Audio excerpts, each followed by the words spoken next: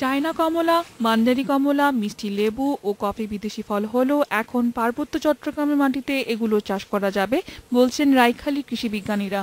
তাদের মতে পাহাড়ে প্রতি বছর প্রচুর পরিমাণে কমলার চাষ হলেও তা আধা পাকা অবস্থায় ঝরে যায়, কিন্তু এই মান্দারি কমলা ঝরে পড়ার হার কম।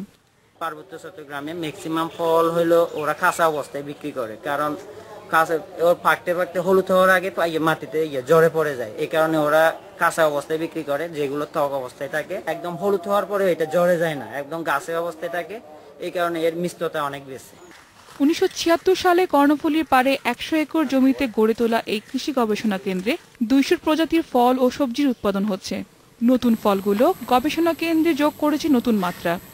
আমাদের কৃষি গবেষণা কেন্দ্রে কফির একটা লাইন আছে, যেটা চাষ হচ্ছে, খুবই ভালো উৎপাদন হচ্ছে, ফলন দিচ্ছে। আমরা এটা গবেষণার আওতায় দেখছি। কফি উৎপাদন আমরা যেটা দেখছি এখন পর্যন্ত যে রাঙামাটি, বান্দরবান, খাগড়াছড়িতে বেশি উৎপাদন হচ্ছে। এটা পাহাড়ের মাটি তো খুবই উপযোগী, এটা বলার অপেক্ষা রাখে না। পার্বত্য চট্টগ্রামে বাণিজ্যিকভাবে দেশি বিদেশি ফল চাষে সরকারের সহায়তা চেয়েছেন স্থানীয় কৃষকেরা। Independent news.